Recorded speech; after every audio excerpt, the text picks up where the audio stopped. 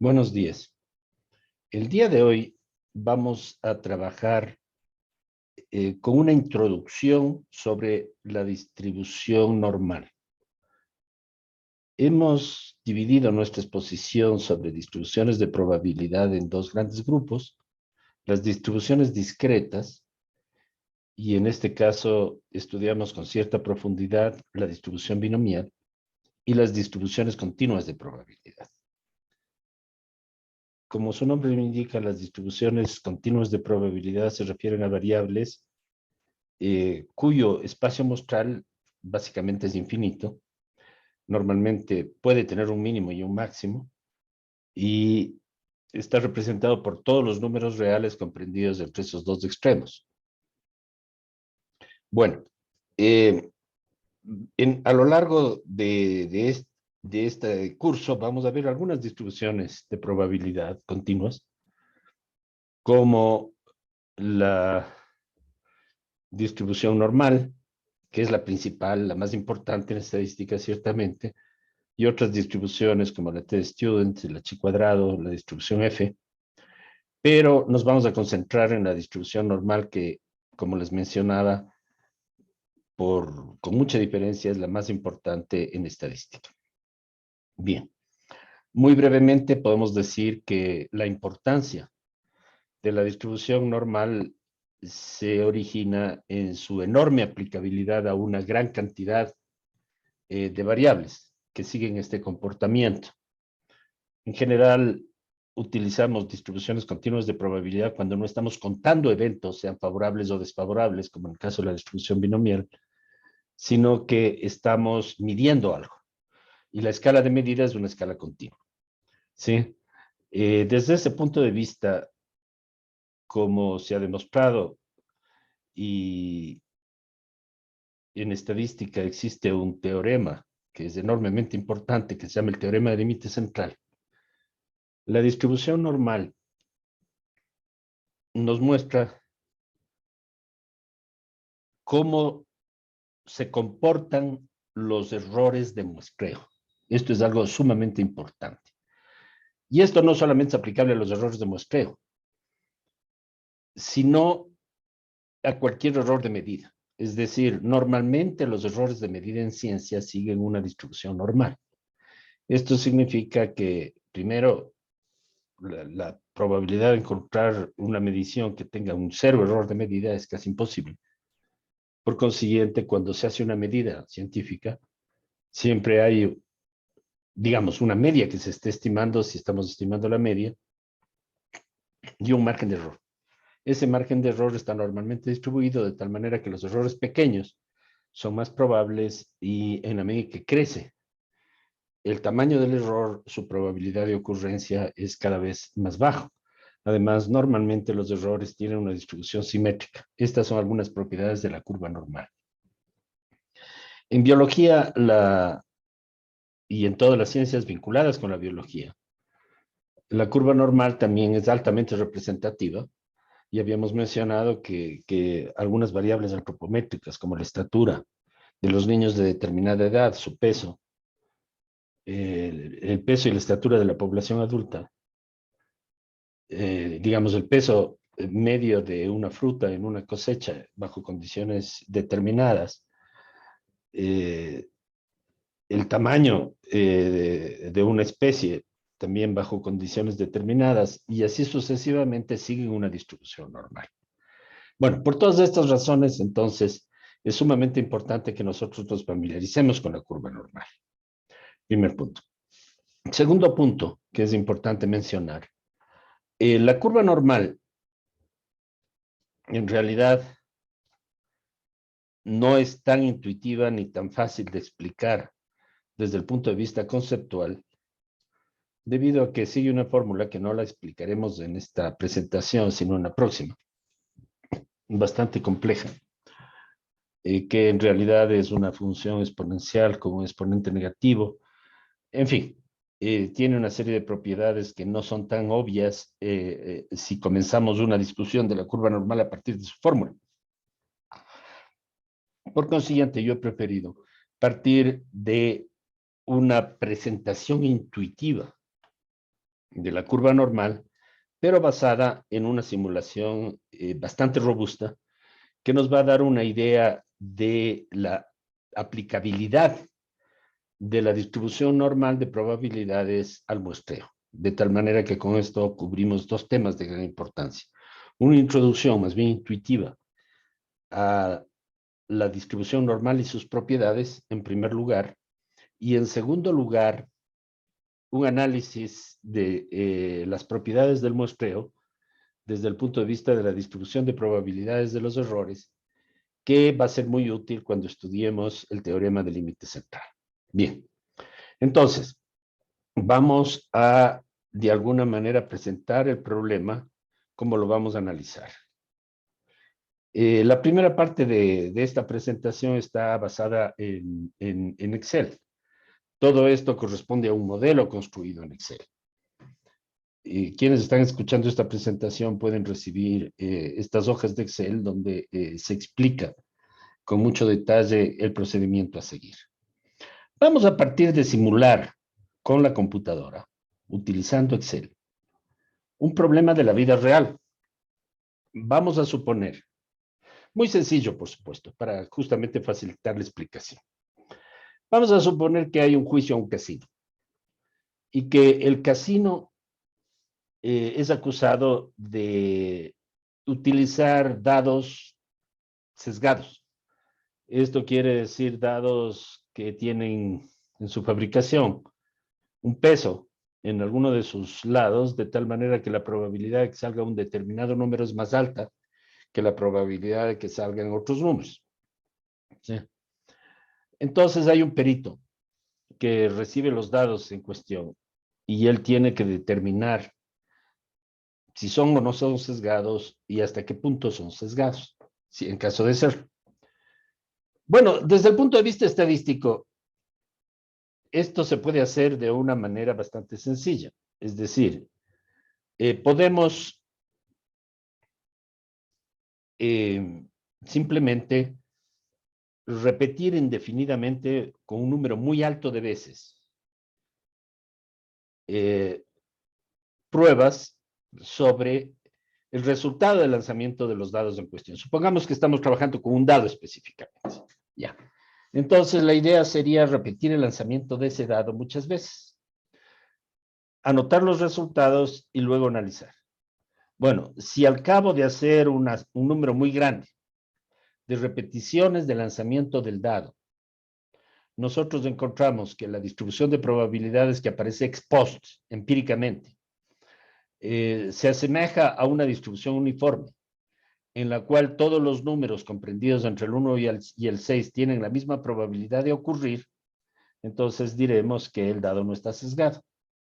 Si por el contrario la distribución que obtenemos se aleja sustancialmente de la distribución uniforme y hay un número, supongamos el 1, que aparece mucho más frecuentemente que los restantes, podemos sospechar que los dados están sesgados. Esta es una manera de hacerlo.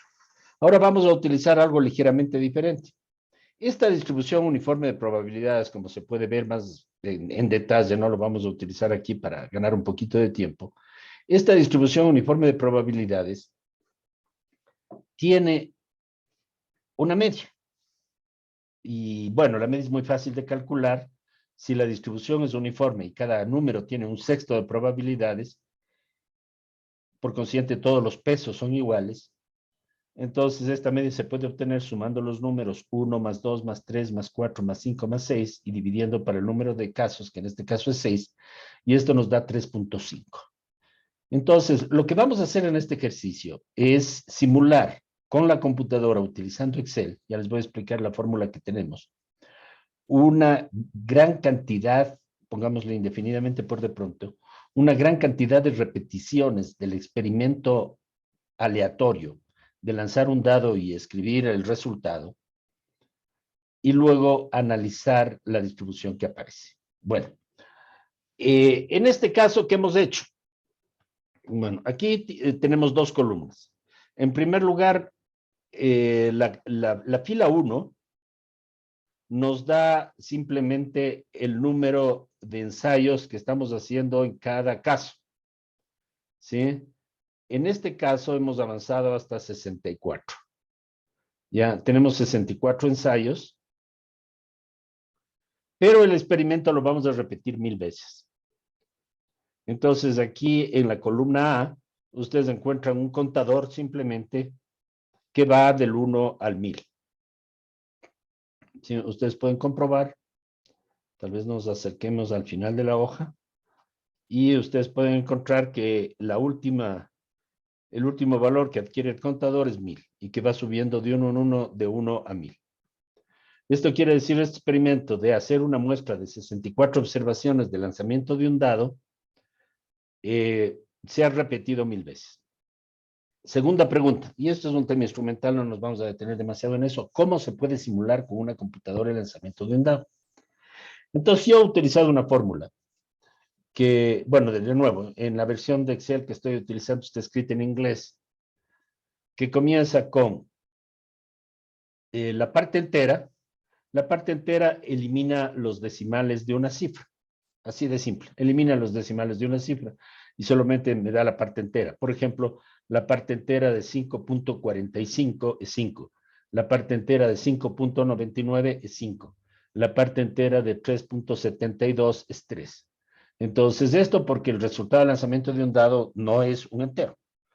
No es, perdón, un número real, sino o un número fraccionario, o un número con decimales, sino simplemente un número entero comprendido entre un mínimo de 1 y un máximo de 6. Luego viene la función random, que en castellano se llama aleatorio o algo así, sin argumento, que simplemente me escoge. Esta es una distribución en la cual el Excel hace un sorteo de un número, en este caso decimal, con muchos decimales, entre un mínimo de 0 y un máximo de 1. ¿Sí? Con una distribución uniforme, que es la distribución que tienen los dados. ¿Sí? A este número lo multiplicamos por 6, de tal manera que el campo de variación no sea entre 0 y 1, sino entre 0 y 6. Y luego le sumamos 1, porque el mínimo de lanzamiento de un dado no es 0, sino 1. Y el máximo de lanzamiento de un dado es 6.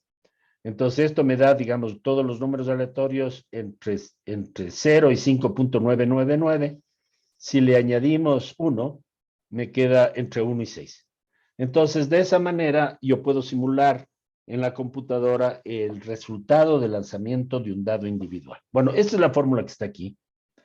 Y aquí tenemos simplemente que esta fórmula se ha repetido, en este caso, 64,000 veces. 1000 veces repito el experimento por filas. Aquí está la fila 1 hasta la fila 1000 y cada experimento es replicado en cada ensayo. Y yo estoy repitiendo este ensayo 64 veces. Bueno, este es el resultado. Entonces, ustedes lo que ven aquí es una gran cantidad de números, simplemente. Si ustedes modifican en algo esta hoja, ustedes van a observar que los resultados cambian, porque el Excel realiza de nuevo, en este caso, los 64,000 sorteos. Por consiguiente, esta base de datos es inestable. Esto quiere decir que esta base de datos cambia cada vez que hago yo, aunque sea una mínima modificación en la hoja de Excel. Por eso yo me he pasado de la hoja 1 a la hoja 2. ¿Qué es la hoja 2? Bueno, aquí tenemos un formato distinto, pero básicamente es lo mismo. Pero si ustedes ven cualquier casilla, ya no van a encontrar la fórmula presentada, sino el resultado de la fórmula congelada en un momento. ¿Qué quiere decir?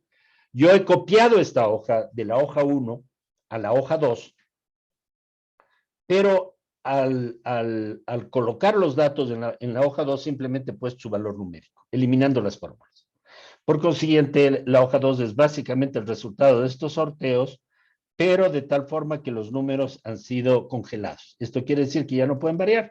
Simplemente yo obtengo el resultado obtenido por la aplicación sistemática de esta fórmula 64,000 veces. Bueno, ahora concentrémonos en la fila 1. La fila 1 tiene entonces 64 repeticiones del experimento aleatorio lanzar un dado no cargado. Bueno, en este caso, el modelo matemático que estoy usando nos dice que el dado no está cargado. Vamos a suponer hipotéticamente que el dado no está cargado. Entonces estamos haciendo un experimento con un dado no cargado. Supongamos que el casino tiene razón y que los dados no son cargados. Bueno, entonces ahora voy a, de alguna manera, a crear las medias, que es lo que yo voy a estimar. Estimar una distribución es bastante más complejo. Por ejemplo, saber si esta distribución es uniforme o no. Existen procedimientos en estadística, pero eso no es tan sencillo. Entonces, lo que vamos a estimar es la media. Entonces, vamos a decir, al menos una condición necesaria para que los dados estén cargados es que la media sea 3.5. Pero vamos a estimar la media, por motivos didácticos, con muestras de distinto tamaño. Entonces, aquí tenemos X2. Esta es la media de una muestra de 2. X4 es la media de una muestra de 4. X8 es la media de una muestra de 8. X16 es la media de una muestra de 16. Y finalmente tenemos X32, que es la media de una muestra de 32. Yo no he tomado los 64 casos del archivo original, sino me he limitado a solamente 32. Y en este caso tengo 5 muestras de 2, 4, 8, 16 y 32. Observen que el tamaño de la muestra, 2, 4, 8, 16 y 32, se duplica en cada ejemplo. Entonces, ¿cómo calculo una muestra de 2? Bueno, yo estoy utilizando la fórmula para la media, que en inglés es average, y aquí selecciono un rango de los dos últimos.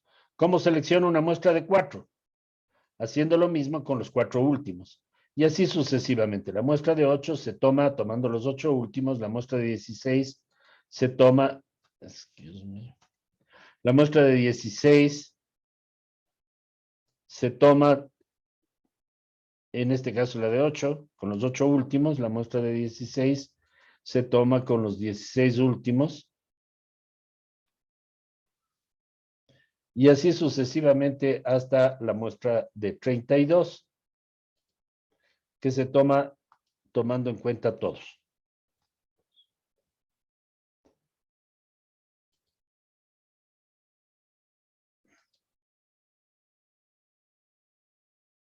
Bien, entonces, una vez que he hecho eso, yo tengo en la fila 1 una muestra de 2, una muestra de 4, una muestra de 8, una muestra de 16 y una muestra de 32. Ya la primera fila ya nos da una idea de algunas cosas importantes. Por ejemplo, una muestra de 2 parece que me da un resultado muy lejano a la realidad. Ya sabemos por la forma en la que hicimos el modelo que la media es 3.5, pero esta muestra de 2, la primera que sacamos, nos da 4.5. La muestra de 4 me da 3.75, por consiguiente hay un error de medida de la media. En el caso de la muestra de 2 es 1, porque la muestra real es 3.5, pero esta muestra me ha dado 4.5, por consiguiente tenemos una sobreestimación de la muestra en 4.5 menos 3.5, que es 1. En el segundo ejemplo, una muestra de 4, ya el error ha bajado a 0.25. Por motivos aleatorios, la muestra de 8 es exacta, pero la muestra de 16 y 32 se acercan bastante al 3.5. Por ejemplo, la de 32 tiene 3.4. Bueno, yo he copiado esto 1000 veces para abajo. Esto quiere decir que he sacado 1000 repeticiones de muestras de 2, 1000 repeticiones de muestras de 4 y así sucesivamente hasta obtener 1000 repeticiones de muestras de 32. Bueno, este es el resultado que he obtenido. Y ahora quiero de alguna manera analizar las propiedades de estas muestras. La pregunta central que está orientando este estudio es cómo cambia lo que podríamos denominar intuitivamente como el margen de error del muestreo para muestras, en este caso de lanzamiento de un dado simuladas por la computadora, para X2, X4, X8, X16 y X32, que tienen, de acuerdo con el número del subíndice, este mismo número de elementos en su muestra. Es decir, cómo cambia el margen de error de acuerdo con el tamaño de la muestra. Bueno, para hacerlo lo que he hecho yo, simplemente para cambiar de ambiente y hacerlo con mayor velocidad, es pasar toda esta información a SPSS. Pero antes de eso, yo quiero mostrarles algunos resultados que pueden aparecer en forma interesante. Si yo me voy al fondo de la pantalla, yo estudio los resultados de esta muestra. Aquí yo tengo en primer lugar la media y en segundo lugar la desviación estándar. de las muestras. Para la muestra, observen ustedes algo muy interesante. Para las 1000 muestras de 2, la media es 3.5, que corresponde con la media de la población. Y para todos los casos, la media de la muestra es prácticamente igual, con diferencias muy pequeñas a la media de la población. Por ejemplo, para las muestras de 4 es 3.48, hay apenas 2 centésimos de error. Para las medias de 16 es 3.50, para las medias digamos, de 8, de 2, 4, 8, 16, 3.49 y de 32, 3.50. Pero lo que cambia enormemente es la desviación estándar. La desviación estándar me mide cuán cerca o cuán lejos estamos con los datos sobre la media. Las muestras de 2 tienen una enorme desviación estándar, 1.19, que baja con las muestras de 4 a 0.84, con las muestras de 8 a 0.61, con las muestras de 16 a 0.43 y con las muestras de 32 a 0.31. Entonces yo veo que las distribuciones son en realidad muy diferentes.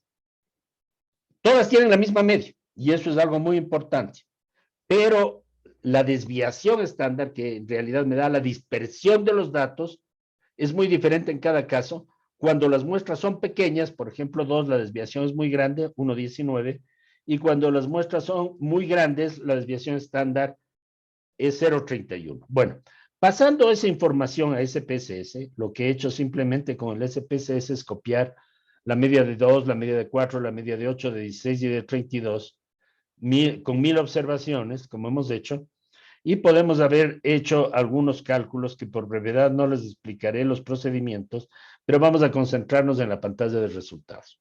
Yo he construido en primer lugar un histograma. En este caso, la variable que utilizamos es x2, una muestra de 2. Observen ustedes, aquí hay varias cosas sumamente interesantes que podemos aprender. La primera es que la distribución de las medias, representada por los rectángulos, las barras del histograma, es muy, muy parecida a una curva normal. Y esto es algo sumamente interesante. Por eso yo he dibujado la curva normal correspondiente en negro y el histograma en azul. Esta es la media de 2. ¿Sí? Y si ustedes se fijan, esto lo hice utilizando una versión previa del SPSS. Aquí tenemos, yo por lo menos he hecho 4 representaciones, no sé si exactamente con la misma muestra, pero con una muestra generada automáticamente con el computador muy parecida, de las medias de 4, de 8, de 16 y 32, con los histogramas y las curvas normales correspondientes. Bien, observen que la media de 4 sigue siendo tremendamente inestable. Varía desde 1, que es un mínimo. ¿Cómo puedo obtener un 1 en la media de 4? Si saco 4 unos, lo cual no es imposible en el lanzamiento consecutivo de 4 veces un dado, ¿sí? Entonces la media es 1. Y aquí la media finalmente se acerca a 6. También puedo obtener 4 veces 6, y en ese caso la media es 6, con el mismo dado. Entonces la media es súper inestable, ¿sí? Y tiene una distribución que se parece a la normal. La media de 8, que está situada en la misma escala que comprende del 1 al 6, se ve que es un poquito más esbelta, y eso se ve muy claramente en la media de 16 y en la media de 32. Si ustedes reducen el tamaño de la pantalla con el objeto de ver las 4 medias al mismo tiempo, ustedes observen, vayan a los extremos, que la media de 4, llamémosle así, es mucho más gorda digamos, que la distribución de probabilidades de muestras de 4 es mucho más gorda que la distribución de probabilidades de muestras de 32. Esto quiere decir, como hemos visto, las 4 distribuciones, y esto pueden ver en detalle en la hoja, las 4 distribuciones tienen prácticamente la misma media, que en este caso es 3.444, 3.47, 3.50 y algo y 3.49 aproximadamente. ¿Sí? Pero lo que cambia es que la curva en la media conforme aumenta el tamaño de la muestra, se vuelve cada vez más esbelta. ¿Sí? Esto es sumamente interesante. Volviendo a la hoja de Excel, que el Excel es un instrumento bastante interesante para hacer gráficos, Aquí tenemos la distribución de la media de las muestras de los dados completa para medias de 2, 4, 8, 16 y 32, representados de una forma tal vez un poco más elegante de lo que yo les he presentado en Excel, no a partir de los histogramas, que de alguna manera están segmentados, sino de una distribución conceptual. Todas estas curvas que yo he graficado aquí son curvas que tienen un comportamiento casi idéntico a la curva normal. ¿Cuál es la diferencia entre ellas? Todas tienen una media de 3.5. Esto es algo muy importante. Todas tienen la misma media. Pero la curva de 32, que es la celeste más esbelta que está aquí, tiene, digamos, un margen de error que se puede ver como el ancho del área que cubre la curva, muy pequeño, mientras que la curva gorda, que está acá en azul oscuro, que es la muestra de 2, es sumamente dispersa, llamémosle así. O sea, es una curva chata y gorda, mientras que la curva de 32 es una curva alta y esbelta. ¿Sí? Esto básicamente me muestra que el margen de error, que puede estimarse simplemente inicialmente con la desviación estándar que yo he medido de estas 4 distribuciones, decrece muy rápidamente conforme aumenta el tamaño de la muestra, que eso está representado aquí. Aquí simplemente he tomado la desviación estándar de la muestra y he visto muestras para distinto tamaño desde 2 hasta 32. Y aquí el margen de error es aproximadamente 1.2, va bajando hasta llegar a 0.32. ¿Sí? Esto es sumamente interesante y lo vamos a trabajar un poquito más adelante. Bueno, volvamos entonces al SPSS. Y aquí les puedo mostrar algunos resultados interesantes. Este cuadro es sumamente importante. Aquí tenemos la media, los percentiles de la distribución, pero aquí tenemos algunos gráficos hechos con el apoyo de R en SPSS que nos indican como la función de densidad, que como ven ustedes en este caso se refiere a la muestra de 2, tiene una forma de la curva semejante a la distribución normal y digamos, la semejanza, esto es sumamente interesante, la semejanza con la distribución normal va aumentando conforme aumenta el tamaño de la muestra. Y aquí finalmente tenemos la de 32. Miren ustedes, la curva de 2 es un poco más triangular. Sí, tienen una forma mucho más parecida a una pirámide, como ustedes vieron en los ejercicios de las clases anteriores, y la curva va cambiando su forma progresivamente hasta que para la de 32 se vuelve mucho más regular y bastante más parecida a una curva normal. ¿Sí?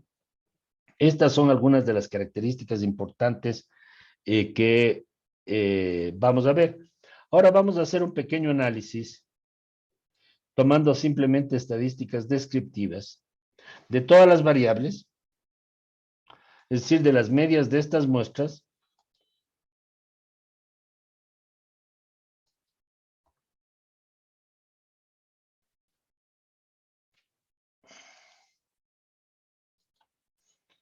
y tenemos este cuadro.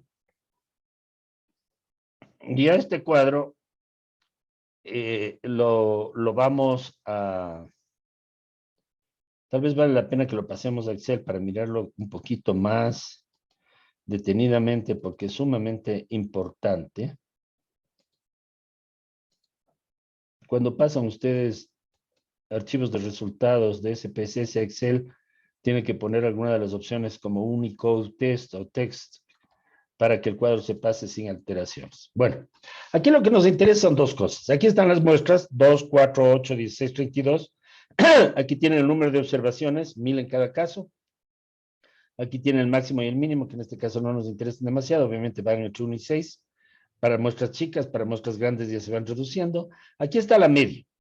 ¿Qué observamos entre la media? Prácticamente que todas las medias, y esto es súper importante, todas las medias se acercan a 3.5, con diferencias que son sumamente pequeñas. Pero aquí tenemos la desviación estándar, la desviación estándar nos da una idea bastante clara del margen de error. Y la desviación estándar varía, pongamos en números redondos, redondeemos un poquito esto porque a veces el número excesivo de decimales nos molesta un poco. Entonces yo les pregunto, si la desviación estándar es un indicador importante del error de la muestra, ¿cómo varía el error de la muestra de acuerdo con el tamaño de la muestra? Es decir, tenemos n, que es el tamaño de la muestra, 2, 4, 8, 16 y 32. Y tenemos standard deviation, pongamos, la desviación estándar y copiamos estos valores.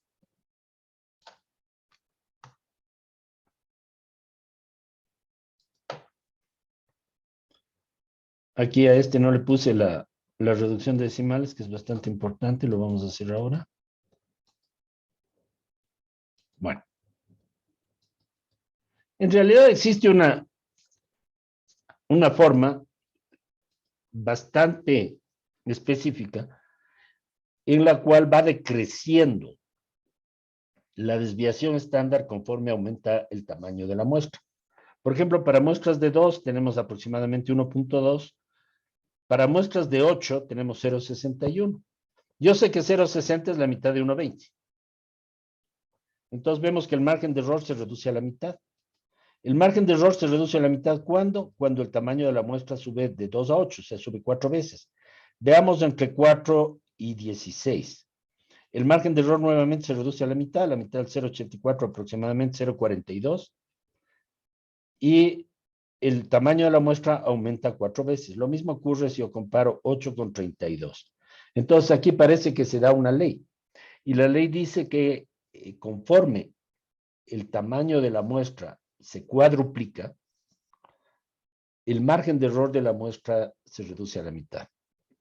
En síntesis, luego vamos a trabajar un poquito más sobre la implicación de esto y vamos a exponer el teorema del límite central. Vamos a detener aquí esta presentación. En resumen, hemos simulado en la computadora 64,000 casos de muestreo de lanzamiento de un dado no cargado. Con estos resultados obtenidos hemos hecho un experimento que consiste en seleccionar muestras de 2, 4, 8, 16 y 32.